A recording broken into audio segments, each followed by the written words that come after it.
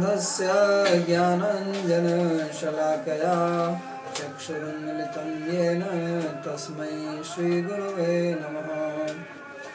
वन्देऽहं श्रीगुरोर्श्रीयुतपदकमलं श्रीगुरून् वैष्णवांश्च श्रीरूपं साग्रजातं सहगणरघुनाथान्वितं तं सजीवम् साद्वैतं सावधूतं परिजनसहितं श्रीकृष्णचैतन्यदेवं श्रीराधाकृष्णपादान् सहगणललिता श्रीविशाखान्वितांश्च।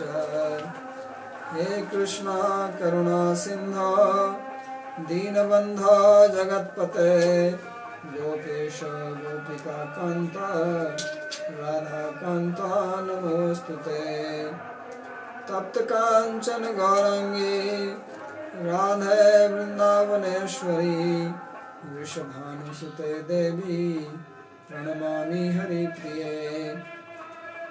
नमो महावदान्याय कृष्णप्रेमप्रदायिने कृष्णाय कृष्णचैतन्य नामिने गौरत्विषे नमः। पंचतत्वात्मकं कृष्णं भक्तरूपस्वरूपकं भक्तावतारं भक्ताख्यं नमामि भक्तशक्तिकम्। श्रीकृष्ण चैतन्य प्रभु नित्यानंद श्री अद्वैत गदाधर श्रीवासदि गौर भक्तवृंद। हरे कृष्णा कृष्ण कृष्ण हरे हरे हरे राम राम हरे हरे। नारायणं नमस्कृत्य नरं चैव नरोत्तमं देवीं सरस्वतीं व्यासं ततो जयमुदीरयेत्। Reading from Srimad Bhagavatam, 2nd Canto, 9th chapter, beginning from verse 41. Sri Sukadeva Goswami is continuing to explain what happened after Lord Krishna had spoken the 4-verse Bhagavatam to Brahma. And he said that when Lord finished speaking, then he disappeared from his vision, and Brahma paid obeisances to the Lord, and then he began the work of creation. And he created this world as it was created in the previous cycle of creation. And then he was performing a specific spiritual practice. Just like now is this month of Kartik, and many people come to Vrindavan for 1 month and they follow certain spiritual vows, chanting particular number of rounds or visiting so many temples or doing parikrama every day. So Brahma was also following this type of spiritual practice, and his purpose was to set the standard for the people whom he has created, so that by taking his example they will also follow it. This was his intention. When he was engaged in the austerities like this, then Narada, who is one of his son, he performed very nice service to him, being very controlled, humble and surrendered. So now Sukadeva Goswami is describing further what happened. So he says, Mayam vividasam Vishnor Mayeshasya Mahamunihi Mahabhagavato Rajan Pitaram Paryatoshayat. The great sage Narada, he had the desire to know the Maya of the Lord. And Maya can mean the external energy, it can also mean the grace of the Lord, because Maya also means grace. And for that reason, the great devotee Narada, he has pleased his father, because he knew that his father could explain this to him. Tushtam nishamya putram lokanam prapitamaham devarshihi pariprachya bhagavan yanmam manuprichati.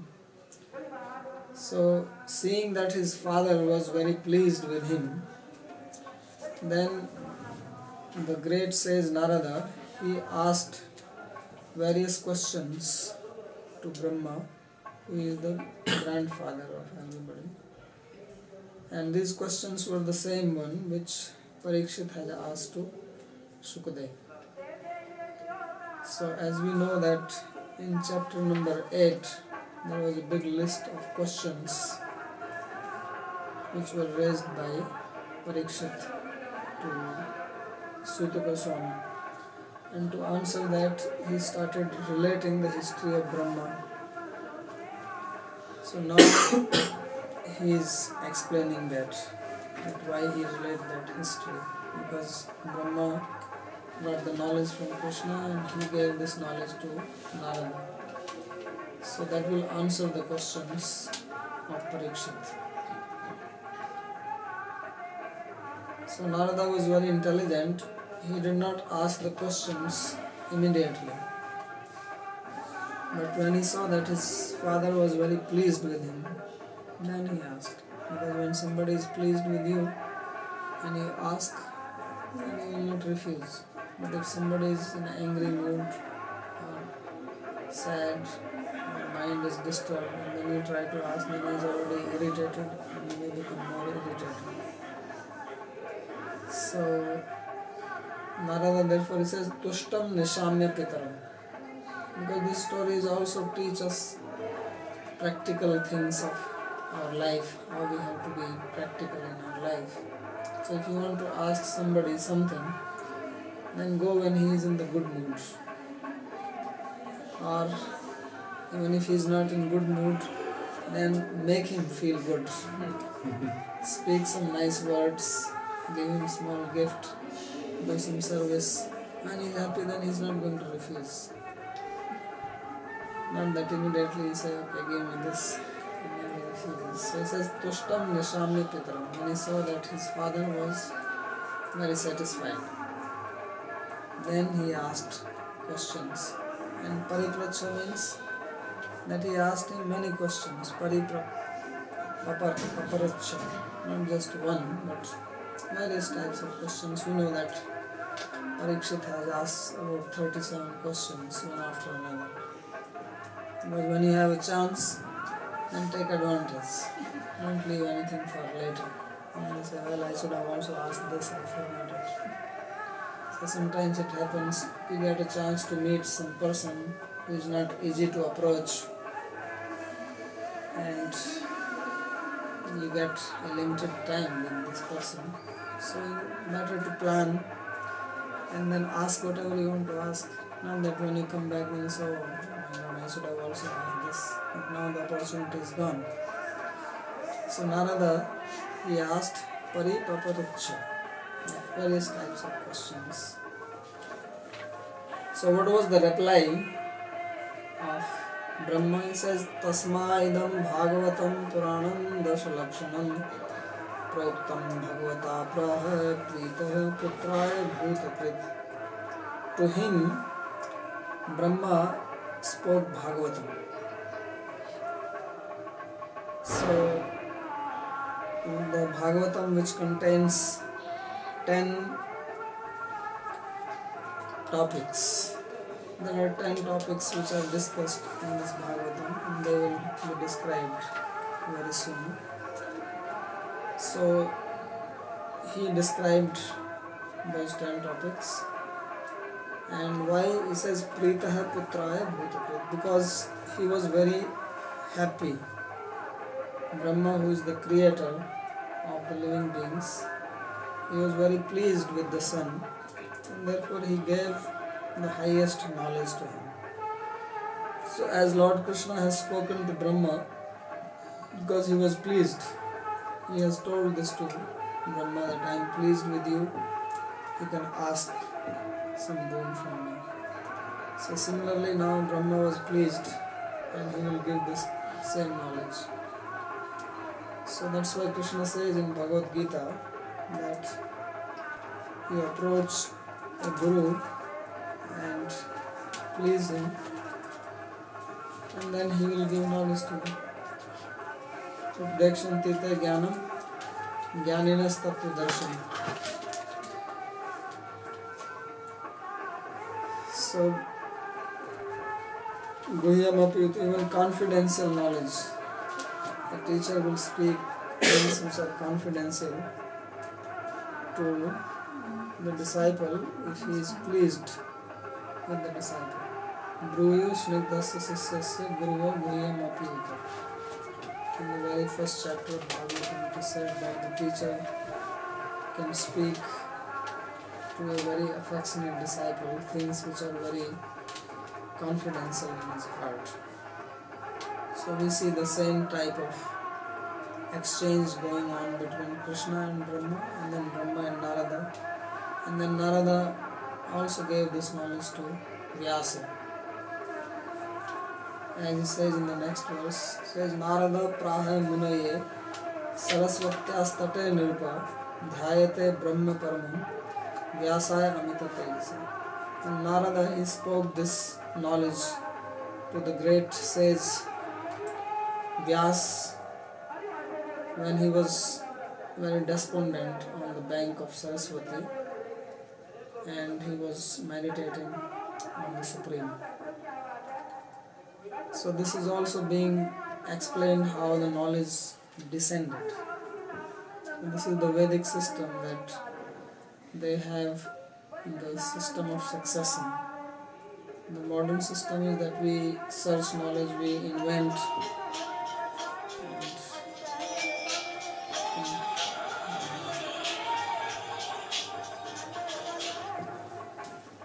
and then they add to knowledge. In Vedic system we accept that all knowledge comes from God, and at the beginning of creation God revealed the Vedic knowledge to Brahma, and then all knowledge came from guru-disciple succession, parampara system. So that parampara is also being described here, that how from Krishna to Brahma, Brahma to Narada, Narada to Vyas, Vyas to Sukdev, Sukdev to Sut Goswami, and then Sut Goswami speaking to Parikshit. So this is the succession of knowledge. It's like there is a property and the father's property goes to the son, and then it goes down again to the son's son. So like that the knowledge is the property also, which is transferred. Yadutaham tvaya prishto vairajat purushadidam yatha shitadupakhyase prashnananyasya kritsnasa. He says that you have asked, Sukdev is speaking to Parikshit, that you have asked these various questions, that what did Brahma do when he was born from the original person, and all these various questions which were asked. So he says that all this I will answer to you. And yatha asit tadupakhyase prashnani anyasya kritsnasa. He says all these various questions, they will be answered here. So he has also studied from his father. So he says yadutaham tvaya prishta. From Vyasa he got the knowledge, and now he says that I will speak this to you. So this is the knowledge which is limited from now.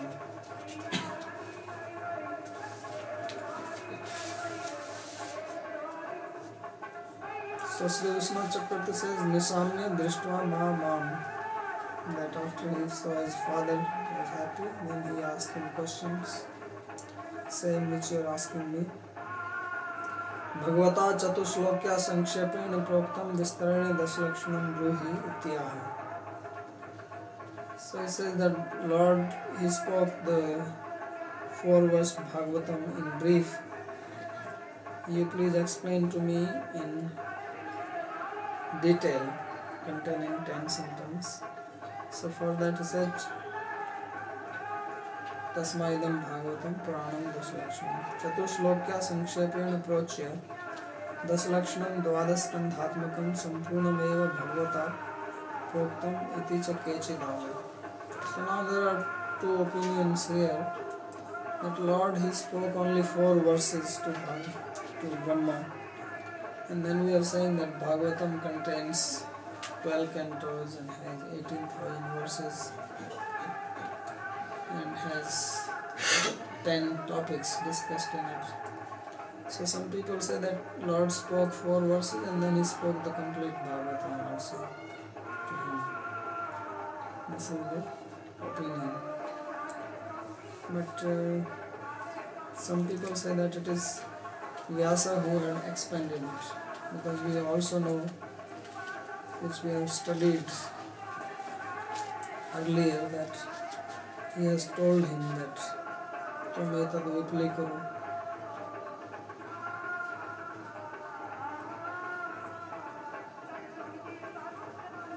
that you expand it. And also instruction of Narada to Vyas, that I have spoken this knowledge to you, what Lord spoke to Brahma and Brahma spoke to me, and now you expand it. So then that statement obviously does not conform to the idea that Lord spoke the whole Bhagavatam. Because if he spoke the whole Bhagavatam, then where is the question of expanding it further? So it seems that Lord only spoke 4 verses, and then Brahma explained those to Narada. Now he may have added more knowledge to that, and then Narada to Vyas, and he may also have added, and then Vyas is the one who ultimately wrote Bhagavatam the way we have it now. So that seems more reasonable. एवं नारायणो ब्रह्मणे प्राह ब्रह्मा नारदाय नारदो व्यासाय व्यासो मह्यम अहम तो तुभ्यं व्याख्यास्मै इति भागवतीया कथा षट संवादीया प्रसिद्धा.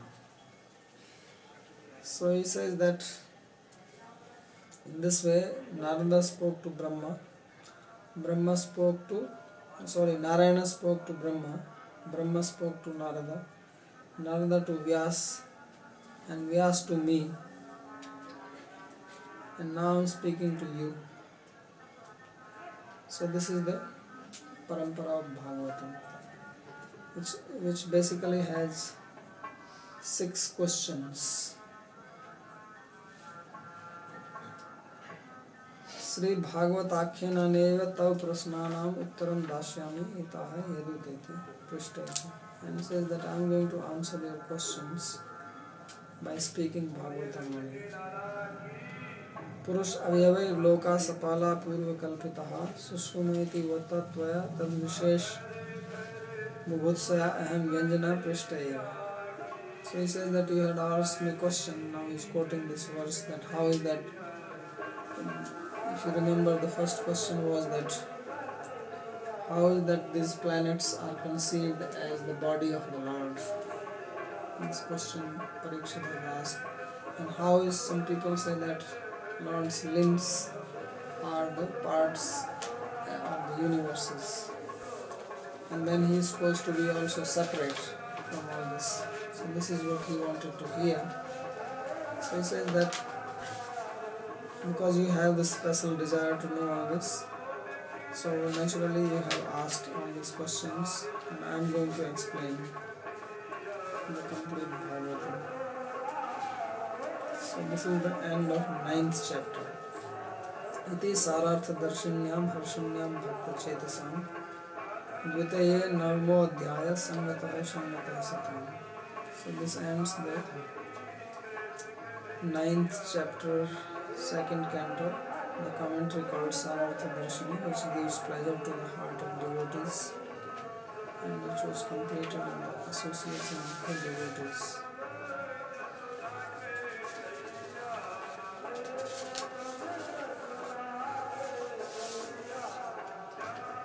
So now is the 10th chapter, and this is the last chapter of this canto. And in this chapter, there is a description of these 10 topics. Because there is a mention that Bhagavatam contains 10 topics. So these 10 topics will be first listed and then they will be defined one by one. Sri Shuka Uvacha Atra Sargo Visargascha Sthanam Poshanamutayaha Manvantareshan Katha Nirodho Muktirashtayaha Dasmasya Vishuddhyartham Navanam Iha Lakshanam Varnayanti Mahatmana Shrutenarthena Chandasa. Sri Sukdev said that in this Bhagavatam there are 10 topics which are discussed, and they are as follows. The first topic is Sarga, creation. So this is a very big inquisitiveness in our mind, how the universe was created. Science is also spending billions of dollars on this topic. There was recently a very big experiment in Switzerland to find out what happened at time 0. So of course this experiment was not very successful and it was very expensive. They had made a 27-kilometer long tunnel in which they blasted the atomic particles. And that's what they believe it happened at the beginning. But not much came out of it. So this curiosity is there. That how was this universe created? What was before this creation? And of course naturally we assume that the universe is created. Maybe it was never created. What if it was always existing like this? It is not necessary that it has to be created. So science has at least figured out that it was created. They know the age of the earth, they know the age of the sun, they also know the age of the universe and the galaxies. So that much they have figured out. But how it happened? So they say that it started from one point. And there was a big boom, blast. And it was very hot temperature. And then particles came into existence and there was Big Bang Theory. But still they are not able to say. So Bhagavatam has its own explanation how the universe was created, and it will speak about that. So therefore that is the first topic, creation. Because before you come into existence you have to be created. So you have to know about that first. And Visargascha, then there are further creations. Because the universe is created, then we are also creating, we are building houses, building so many things. So that is called Visarga. Primary creation and then secondary creation. And then there is Sthanam. Then creation itself is not enough. Then you need to maintain it. It's not that you build a house and then everything is going to run by itself. When you have problems, sometimes your tap is not working, sometimes the door is making noise, or the geyser doesn't function. So you have to maintain. So how is that done? Who is doing it? Who created it?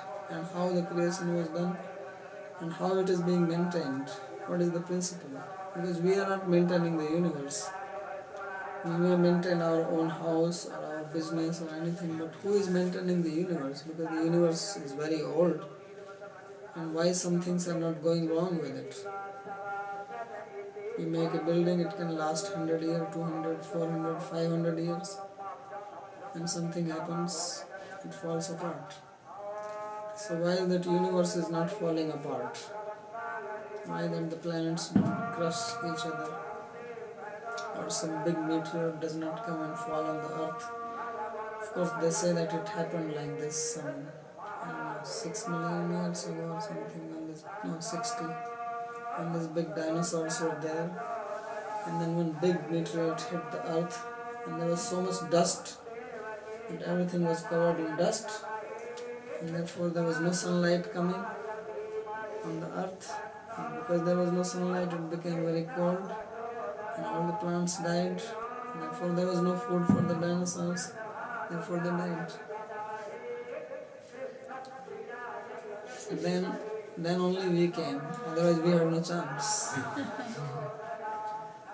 If dinosaurs were there, then there was no chance for these small beings like us. So, by some fluke, one meteorite came and hit the earth and created big dust. And from the dust we came, and unto the dust we returned.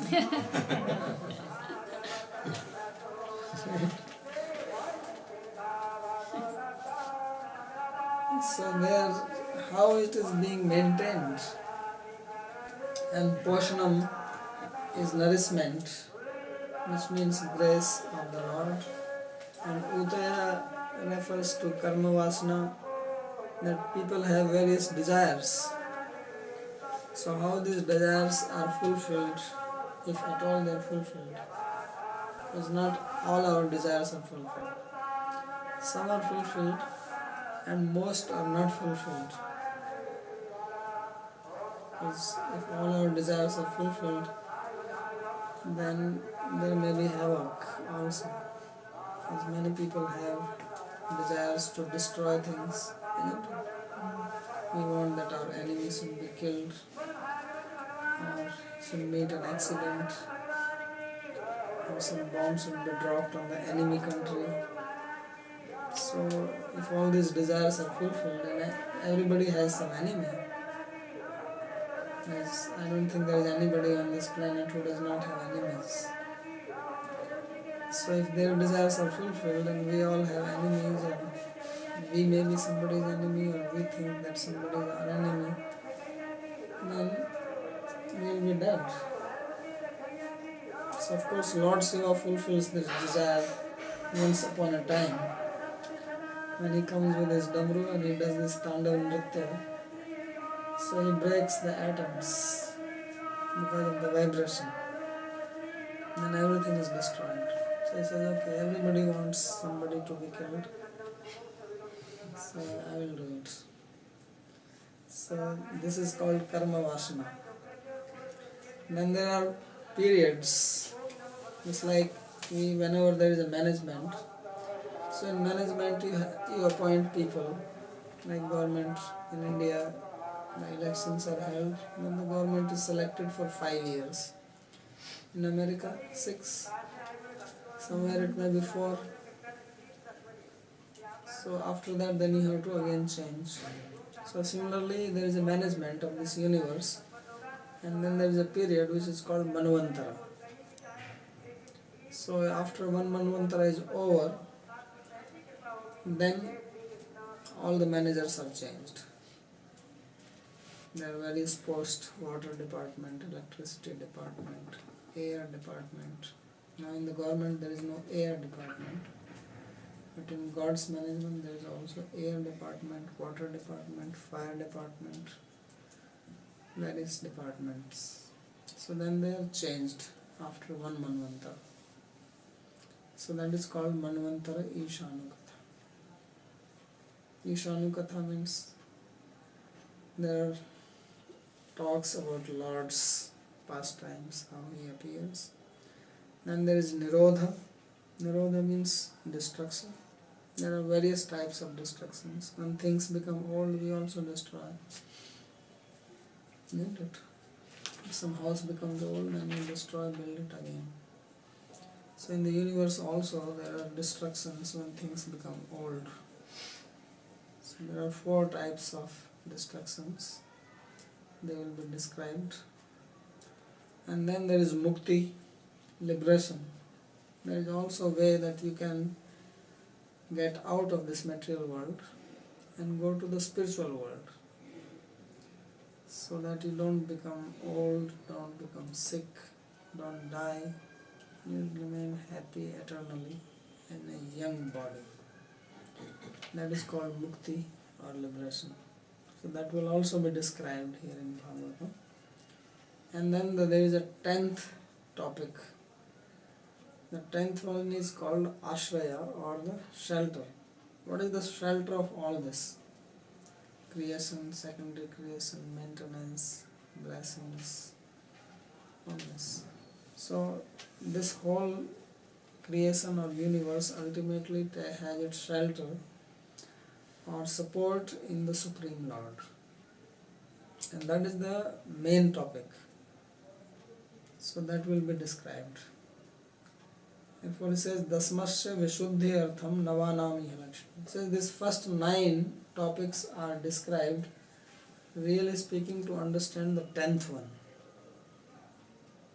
Because if you understand the 10th topic, then you have the complete picture. But if you understood the 9 and not the 10th one, then you are still incomplete. Because if you know the foundation, the support, then you can understand how it is happening. The tree is there, tree has a root. So if you understand there is a root, and root came from the seed, and it is how the root is getting the nourishment going, then you understand. But if you don't know the root, you only know the top thing, then still your knowledge is not complete. So he says that these 9 things will make the 10th understand better. That's why they are being described. So the interest here is to explain only the 10th one, which is the Supreme Lord. And he says, Varnayanti Mahatmana Shrutena Arthena Chanyasa. Says these things are described by the great souls, Shrutena Arthena Chanyasa. Sometimes they are described directly, sometimes indirectly, and sometimes by implied meaning. So these are the various ways of descriptions which will come here in Bhagavatam.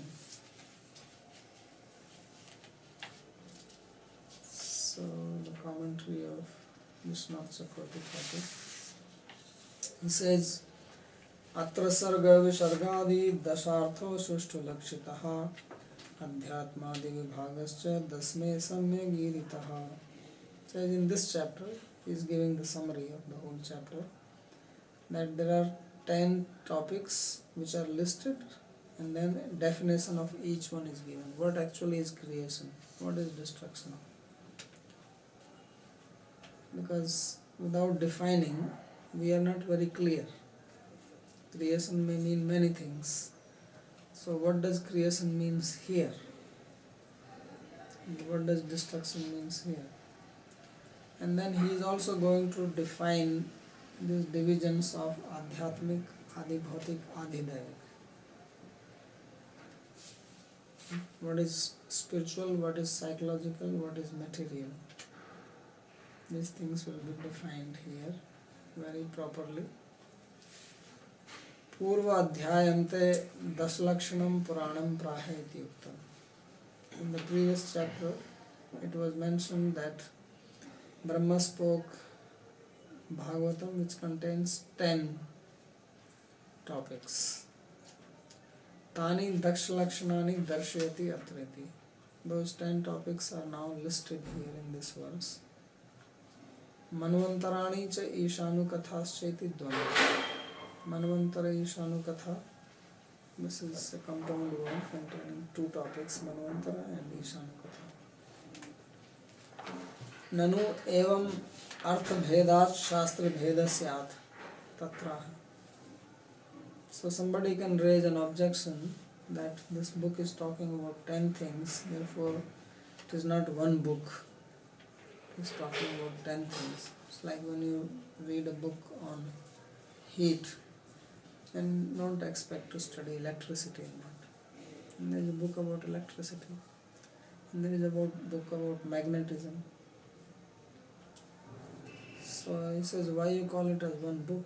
It should be 10 books, because there are 10 topics.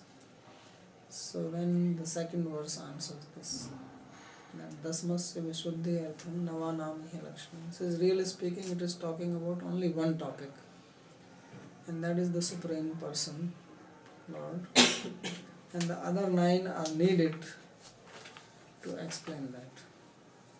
So So it's not that 9 topics are independent of the 10th.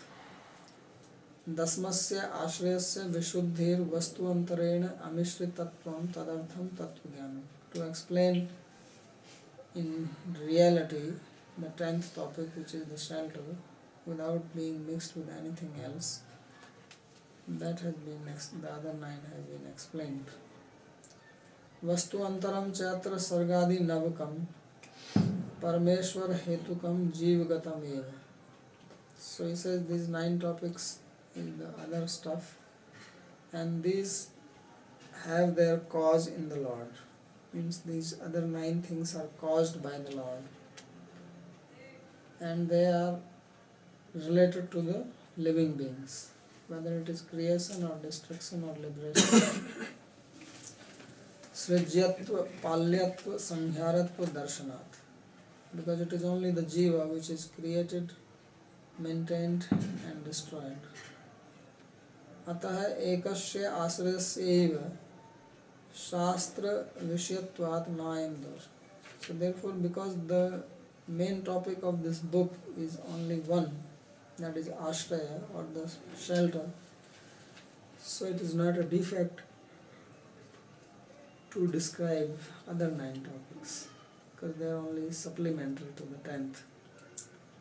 Shrutena kvachit stutyadishu tad vachak shabdenaiva sakshad varnayanti. But the description is done in different manner, and basically he says that there are 2 ways it has been described. One is a direct description, as you find in the prayers. There are many prayers, and there is a direct description of the Lord or of creation. And then there is arthena cha tatparya vritya tattadakhyanesu mahatmano. There are also dialogues, some stories being told.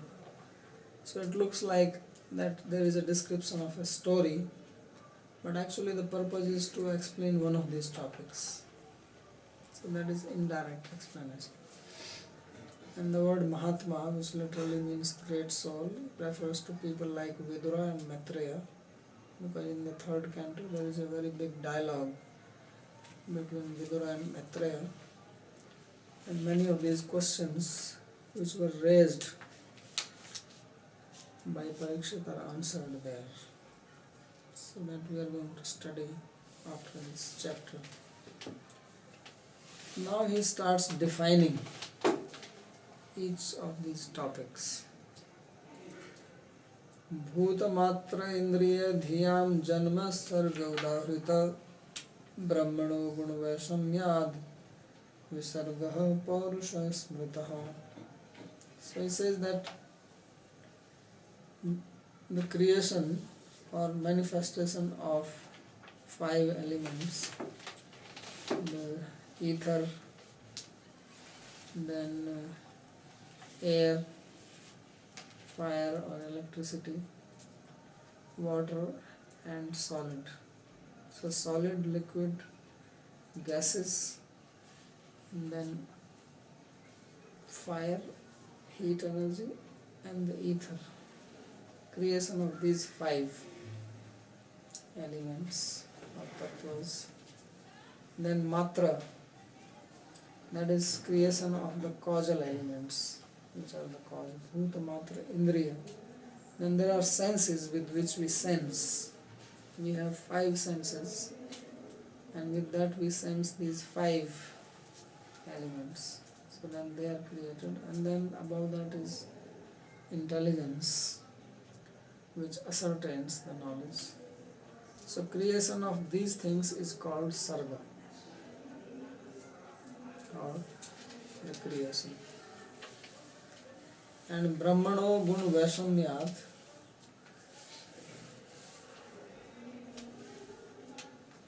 visarga paurusha smrita. Then Brahma, he creates further, because once these raw materials are created, then the individual bodies are created, or the planets are created by Brahma. by bringing a transformation in the gunas of Prakriti. So that is called Visarga. That is Purusha. It is created by Brahma. Sthitir Vakuntha Vijaya Poshanam Tadanugraha Manvantarani Sadharma Utaya Karma Vasana. And Sthiti means Vakuntha Vijaya or supremacy of Lord Vakuntha or Krishna. Poshanam means his grace. Manvantarani Sadharma. Manvantarani refers to the good principles in the reign of a particular Manu, and Utaya refers to Karma Vasana, the desires for material objects. Avtara Anucharitam Hareshchasya Anuvartinam Satam Isha Katha Prokta Nana Khyanu Brahmida. And then Isha Katha refers to the stories of various appearances of the Lord and his devotees. Avtaranam Charitam Hari. So, Lord's Charita or pastimes and also his devotees, saintly devotees, that is called Isha Katha. Prokta Nana Khyanu. So that is being described here in various forms of stories. So that we will also read. Sri Vishwanath Chakravarti Thakur comments. Sargadinam Pratekam Lakshanamaha. He gives the definition of each one of these topics. Brahmanaha Parameswarat Sakashat Gunvashamyam Tato Hetor Bhutadinam Swarupto Virat Rupena Cha Janma Sarga. So Brahma here refers to the Supreme Lord, and from him, by the disturbance of the gunas, there is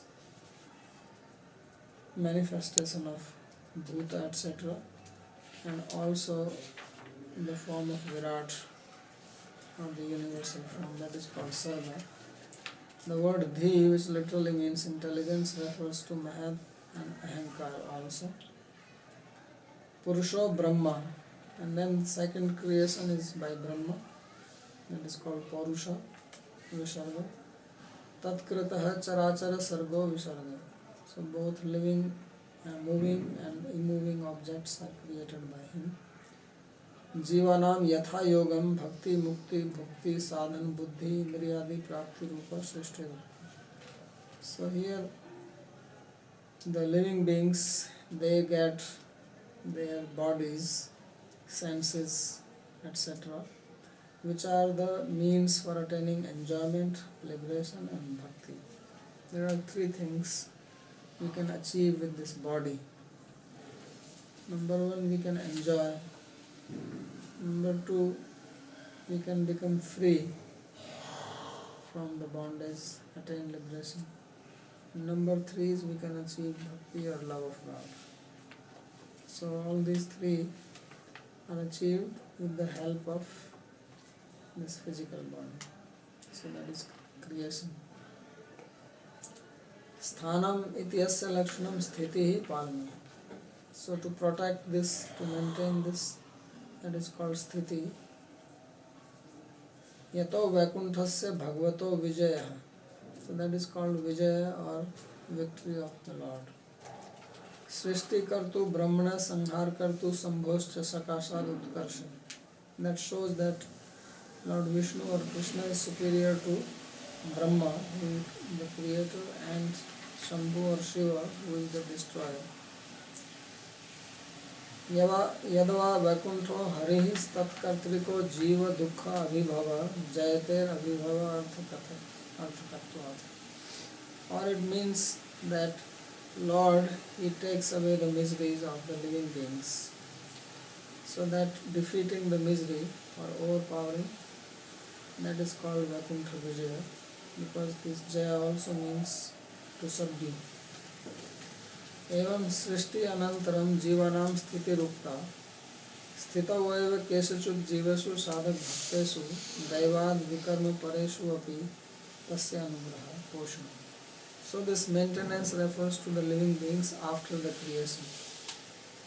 And then within these people who are living and being maintained, there are some who perform sadhana for the pleasure of the Lord. Then they get bhakti, that is called poshan. They get the grace of the Lord. And sometimes even people who may be engaged in improper activities may be blessed by the Lord. Satam manvantara adhipatinam dharma tatra tatra ucharite vyakta. And manvantara refers to a particular Manu who is in charge of that period. And his principle or religion, discipline which he propagates is called Sabdharma. That is the meaning of Manvantara. Sthitau eva kesanchit karminam satvik jivanam acharaniya dharma. So during the maintenance, some good people who are following good behavior, that is called dharma. So like Manu, that is the meaning of this Manvantar. Uyante karmabhi santanyante iti utaya karma vasana.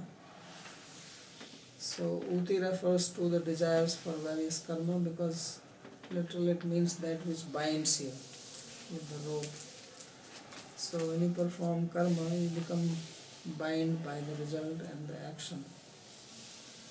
Prakrita aprakrita karmotha vasana subhasubhasya bhavinam sukrita duskritanam karanabhuta iti sthitau eva utkrishta utkrishta jivanam svabhava.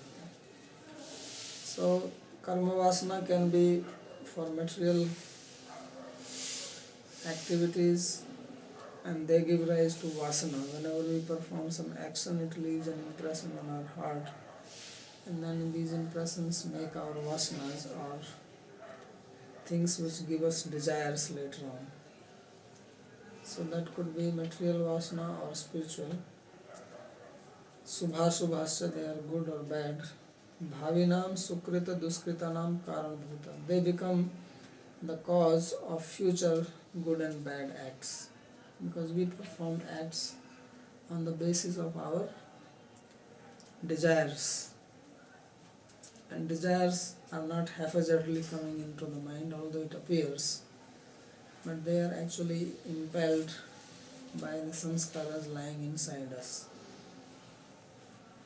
So that gives rise to thoughts or desires or emotions, and based on that we act, and that action can be a good action or bad action. So that is the meaning of karma vasana. So iti sthitau eva utkrishta utkrishta jivanam svabhavate. So in this way, the nature of good people and bad people is described depending on what type of the vasana they have. If the vasanas are good, they will do good deeds because they will get good desires, and if the vasanas are not good, then there will be improper desires leading to improper actions. Harer avatar anucharitam tatha asya anuvartinam avatar parikar rupanam bhaktanam cha avatar anucharitam Ishakatha. Ishakatha is referring to the stories related to the activities performed by the Lord when Lord appears in this material world. And this includes the stories of his associates who come with him, and also of his devotees. So like Lord Krishna came, Lord Rama came, so the stories about them, that is Ishakatha, and also about their associates and their devotees. इति तासां श्रवणीयत्व कीर्तनीयत्वादिभ्यः स्थितौ एव केषाञ्चित् साधक भक्तानां श्रवण कीर्तनादीनि भक्तानंगानि उक्तानि. So this obviously also happens during the sthiti period, the maintenance period. So it says that some These are the limbs of bhakti, such as hearing, chanting, which are performed by the sadhak bhaktas during the period of maintenance. So that is Isha Katha. And I will stop here. And further topics will be defined after this. I have a couple of questions. The first one is if that is the case that only these 4 verses are spoken of Krishna, what about these other statements that are in the Bhagavatam where Krishna speaks like to his devotees in the 10th canto and in other cantos? Are they literary creations of Vyasadeva, or? They are added later on. That's why I say that now you expand it. So expanding means you add stories to explain these 10 things which are hidden in these 4 verses. So then they have been added by Vyasa. Those are the writings of Vyasa. So it's the writing of Vyasa.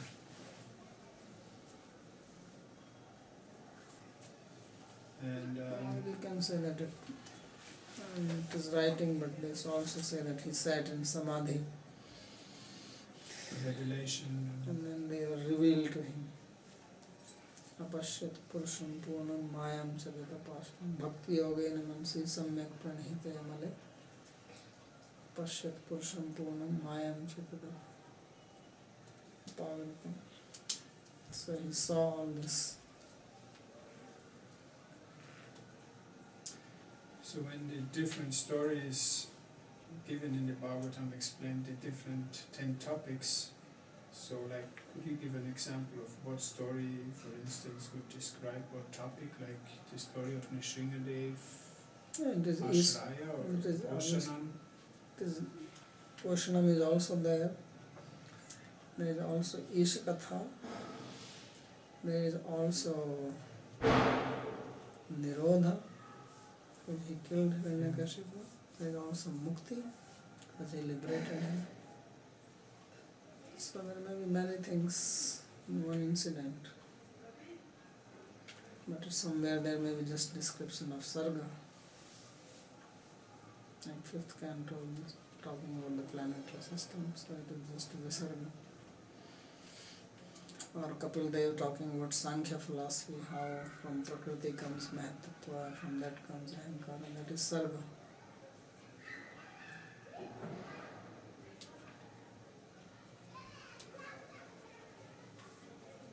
Now there are different descriptions of creation in different scriptures, or in different religions even. How do you reconcile this?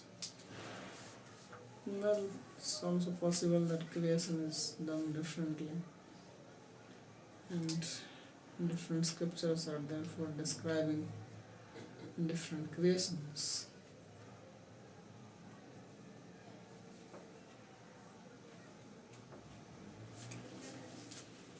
Or the same thing can be described differently also. Because the audience is different. Yeah. In Sankhya you have sometimes 8 elements, sometimes 16, sometimes 25, sometimes 30. So sometimes you expand and you also have the subtle ones, sometimes you don't have subtle, only the gross. So you do what you call antarbhut, subsuming one into another. So the description can also be of same creation, but from a different angle. You give more stress to one thing and not to the other one. And I have a question about this vasana. So what is first, the vasana or the samskara, or how do they relate with each other? Samskara gives vasana. Samskara leads to vasana. When you perform any action or you are experiencing anything that is giving samskaras. And when samskaras become intensified, suppose you smoke, first day when you smoke, then you start coughing, right? You don't like it, then you go on trying it, then you stop coughing, and then you develop a taste for it, then you get addicted. So what is addiction? That these so many samskaras, because you did it repeatedly, this has created a vasana inside, and now that starts giving you desire from inside, that smoke. So samskaras lead to vasana, and then vasanas lead to desires. I have a question. Are these samskaras from past lives as well? We come into this life already with... Yes, they come from the past life and also this life.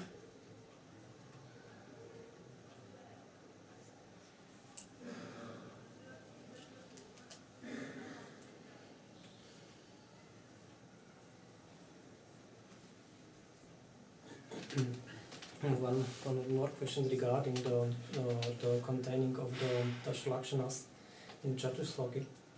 As far as I can remember, as Vishwanatha Chakravarti was commenting on that, he was writing only about the expansion. Mm-hmm. So, as he was writing only about the expansion of the Lakshanas.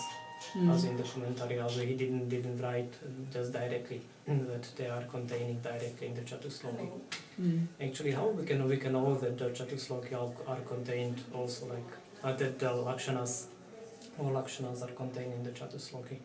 Because I would say to that one objection. I was discussing about this topic with someone, and he told me that he was reading one article, one treatise, which was called Paramahamsa Priya. So where these Lakshanas were applied to the first verse of the Bhagavatam. And so we had the objection that if we go like that, we could find actually the Lakshanas everywhere. So what is wrong with that? So You can find it everywhere, what is wrong with it? So in that Because case, from this only it has come out. It's like when you have seed, and from seed comes the tree, and then you can say that, well, what is in the seed, I can also find it in other parts. There's nothing wrong, okay, it has come from the seed only. So because this Bhagavatam is an expansion of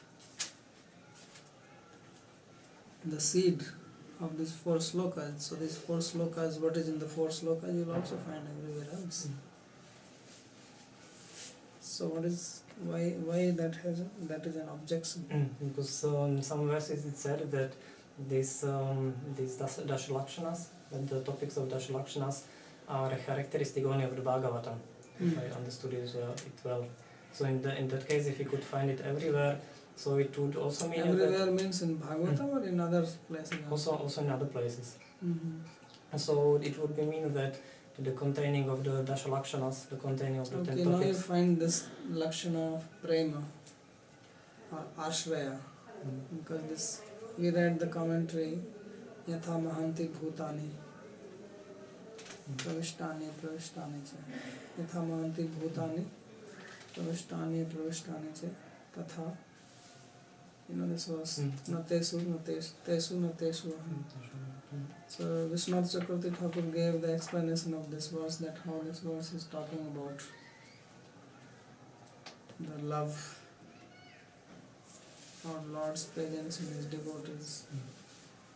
And then about the other one, Etadeva Jigyasam Tattva Jigyasuna Atmana Yat Anvevatireka Yat Sat Sarvatra Sarvada. And from that he got the meaning of bhakti as well as prema and then rasa. So you try to bring out that meaning from anywhere else. So it means that this lower topics can be contained also in other scriptures? Because the Puranas are talking about 5 topics anyway. Every Purana, Puranam Panchalakshanam. And those basically these 10 are part of those 5. Every Purana has Sarga and Visarga and Manvantara and Mukti, I think, and one more. So these 5 are the. So then these 5 can also be expanded into these 10.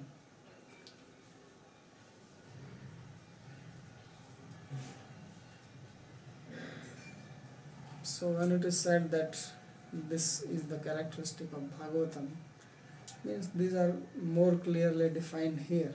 You can also find them there. But more elaborately, like Ishanu Katha.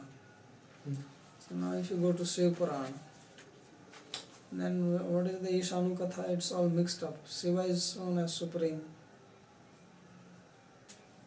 right? And then you have to search whether there is any talk also of Krishna. So then you can call that as Ishanu Katha. Or you go to Ganesh Purana, and there's talk about Ganesh. So there may be 1 or 2 slokas glorifying Vishnu also, but then you cannot really call that as Ishanu Katha. You can call that as Manvantara, that in this particular Manvantara the story is there, but Lord's pastime, as they are described here, are not described everywhere else.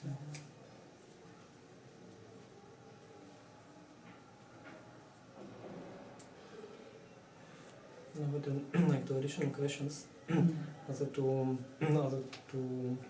Lakshanas, how they are contained in the Chatuslokam, this I didn't catch very well. About Ishana Katha and Manvantara, how they relate also to these inner verses of Chatusloki. Well, like he said that I am in them and I am not in them. So that was talking about Lord's being present with his devotees. Of course, now you try to take out these 10 topics from these 4 clearly. It's not possible as clearly as you are thinking. And you have to only interpret.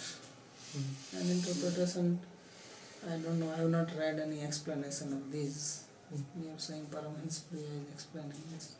Tika. Jiva Goswami had that, but I have not read it. But it is possible that there are various ways of interpreting and breaking the words. If you want to see how things are done, you read the commentary on the first verse by Vansidhar.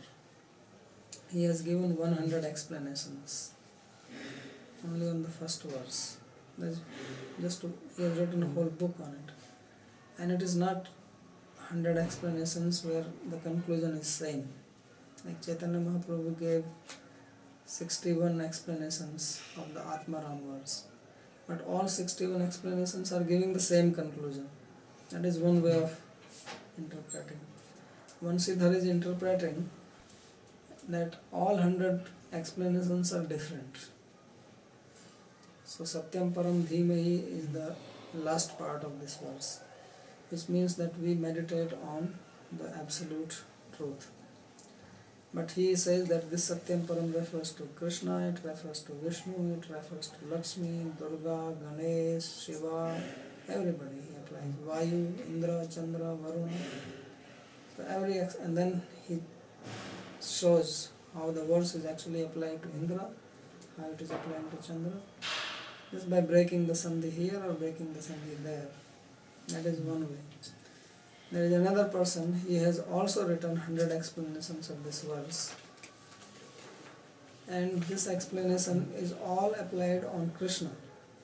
And he shows that all the pastimes of Krishna, which you read in the 10th canto, they are described in this verse.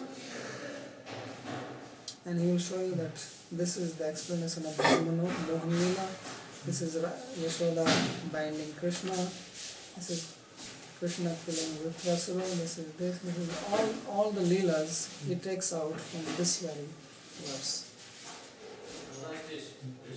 So Sanskrit has got amazing capacity to take out meaning or to interpret things. It's really amazing. If you see this, how it is done, you get completely. Of course, for that you have to know 2-3 things very nicely. Number one, you have to know grammar. You have to be the master of grammar. Number two, you have to know the koshas. The dictionary, like Amar Kosh. There is a Ekakshari Kosh. That every word, every letter also has a meaning in Sanskrit. So you can also break at every letter. And you know, okay. Because Ka also means something. Ka means also Brahma. Ka also means head. Ka also means happiness. Ka means sky. Ka means senses. Khani Indriyani. Ga also means knowledge. Ga means so many things. Every letter has got not only one meaning, many meanings. So there is a dictionary for that, what the letters mean. So Krishna says Aksharanam Akaro Asmi, that among the letters I am A. So you know this famous verse, Akamo Sarva Kamo Moksha Kamo Bharadhi Tivrena Bhakti Yogena Yajayata Purusham Param. That whether you desire nothing, or you desire all kinds of things, or you desire moksha, you should worship Krishna. So the first word is akama. Kama means desire. So akama, if you know little Sanskrit, you know that akama means no desire. But Vishwanath Chakravarti Thakur says akama does not mean no desire. Akama means desire for Krishna, because A means Krishna. Because he says this in Bhagavad Gita, that among the letters I am the letter A. So akama. A means Krishna, Kama means desire, so Akama means desire for Krishna. So it means the man have to be realized that he can properly interpret. Yes. First of all, realized or not realized, we have to know grammar. Yeah, but this means he's not realized, even he know grammar. That is another thing. But even if you are realized and you don't know grammar, then you cannot interpret. Because realization is not going to give you interpretation. Realization comes from grammar, from the knowledge of Sanskrit language, how the words are used, the meaning of the words. This is necessary. Second thing is realization. But if you are not realized, then you cannot give meanings.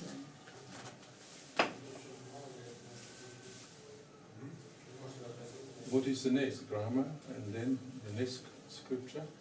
The next scripture after grammar? Kosha. Kosha. Dictionary. Yeah, dictionary. I mean, these are two I'm saying, but there are many things. You have And to then know the next?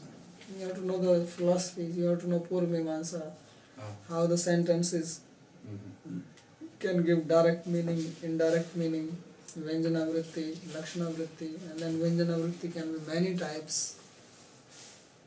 Sanskrit is very amazing language. So if you say that you can make 18,000 verses from these 4 verses, it is possible. There is one play, it is called this play, Ram Radhani. This is a play, this is a book. If you read the book and you read sloka after sloka after sloka, then it is talking about Krishna and his activities. Now you can do that, you can read the sloka backward, and then it will be talking about Lord Ramachandra's whole thing, nothing about Krishna, and continuously having meaning. Not just one, you can make 1 or 2 verses like that, that one verse, if you read like this, it is about Krishna. If you read backward, it is like talking about Rama. But to make all verses like this, that takes some intelligence. So there are plays written like that, that you read like this and you read like that.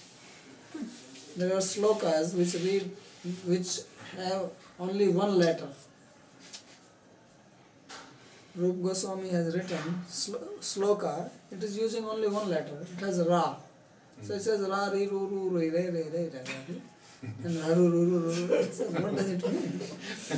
So it means unless he gives the explanation or somebody who is like him can know the meaning. I read it, I cannot figure out because I can see something. Okay, I break it here, I break it here, I break it here. So it's in cryptic way expressed. Yeah, and then he takes 2 letters, and then he makes a sloka. Then he takes 3 letters. There are all types of.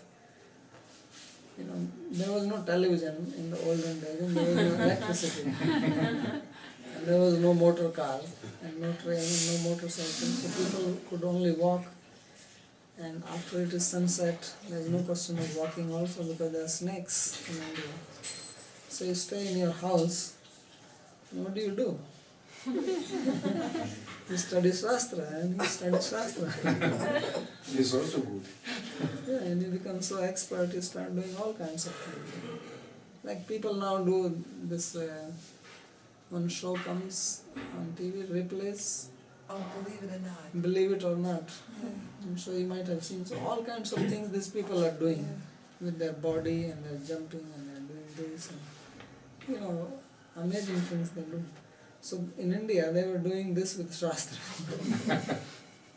That's why Indians never win 1 gold medal in the Olympics. Now there was Olympic in China. Huh? India has 1 billion people. They won 1 gold medal, and everybody was so happy about their celebration. Their firecrackers, 1 gold medal. They're humble. Because their gold medal was in this field.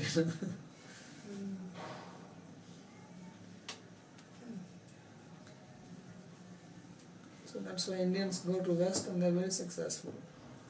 Because in IT and this, they're very intelligent. Still that gene is there.